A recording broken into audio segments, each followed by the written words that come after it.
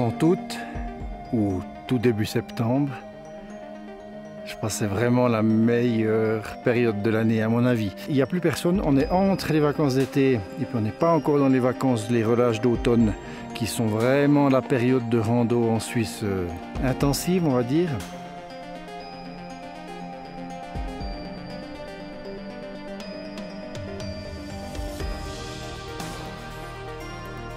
Sur ce tracé, j'ai choisi de prendre le pas de chèvre plutôt que le col de Riedermatten qui est ici derrière, juste à côté en fait. Je trouve beaucoup plus beau l'arrivée sur, la vue sur le glacier de Chaillon depuis le pas de chèvre parce que c'est un col qui est bien ouvert, qui offre vraiment une belle vue et puis on arrive là-haut et bah, on en prend vraiment plein la tête directement. Donc c'est à mon avis la meilleure option. Il y a des échelles par contre, ça veut dire que vous êtes dans une falaise à un moment avec des échelles, des caillebotis transparents.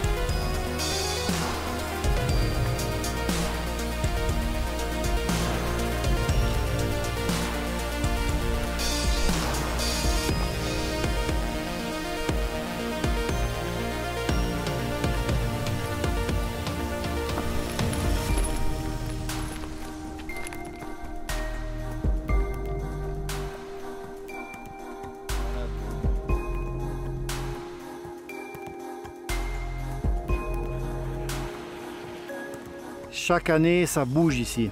Il y a des éboulements, il y a de la glace qui tombe, il y a pas mal de contraintes, on va dire. Donc, les tracés peuvent changer ici. Tout à coup, vous verrez, ce sera biffé au spray, et puis il y a des nouvelles flèches qui sont faites. Chaque année, ils doivent le refaire. D'ailleurs, le passage sur le glacier, il bouge aussi. Ça change. Tout à coup, une année, c'est plus possible. Il y a une fissure qui se fait.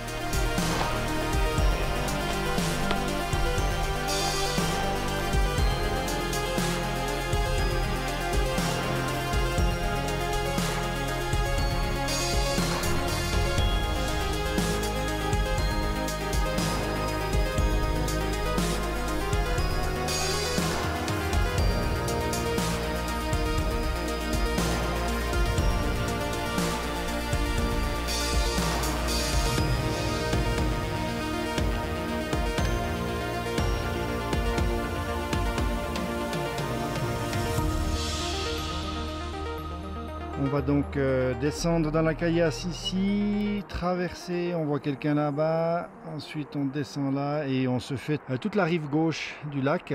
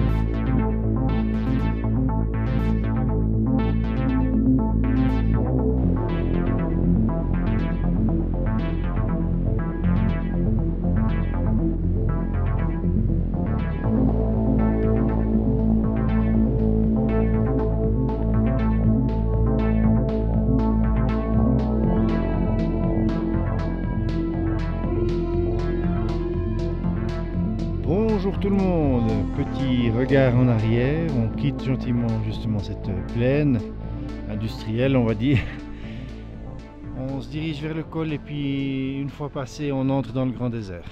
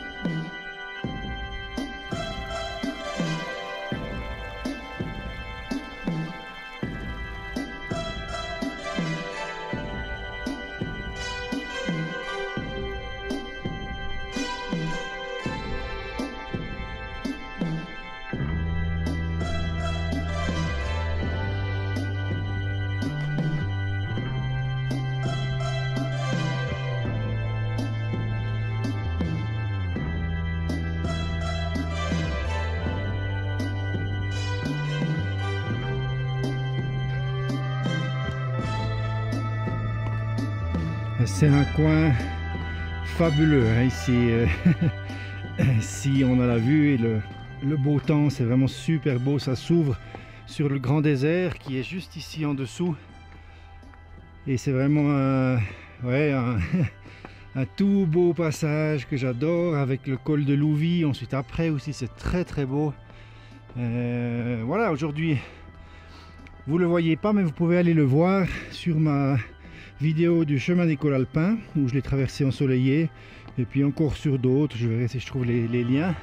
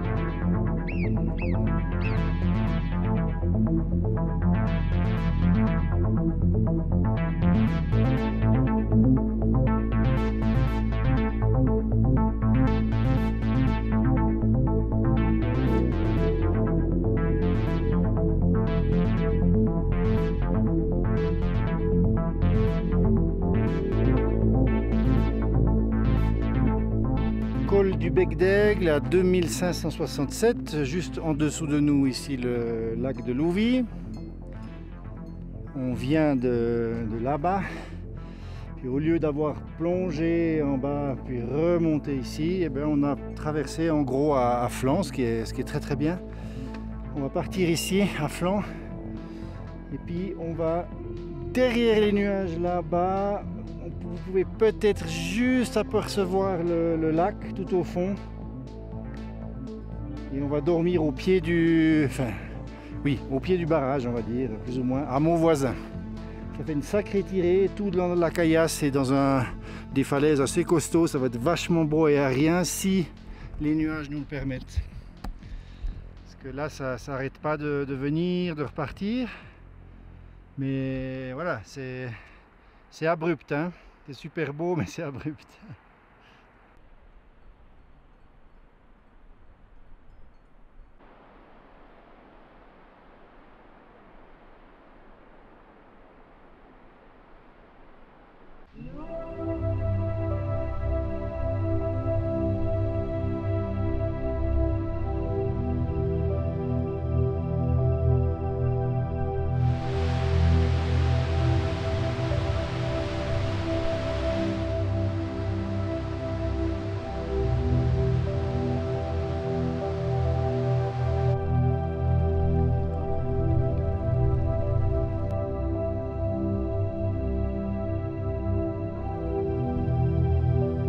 Troisième et dernier col. Puis après c'est long encore, hein. Il y a tout le flanc dans la caillasse. Costaud, costaud. C'est pas fini. C'est pas fini. Oh, j'en chie comme tout le monde, hein. J'ai fait des tracés. C'est méchant. C'est méchant. Mais c'est bon.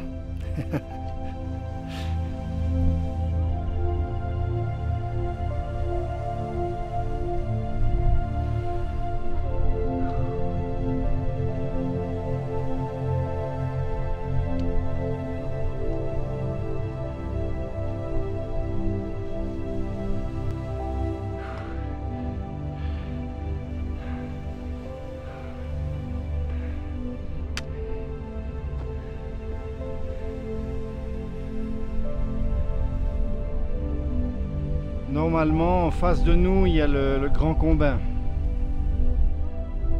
Donc on va redescendre un peu plus bas, puis après on part à flanc comme ça dans la vallée. Mais ça reste très abrupt, hein.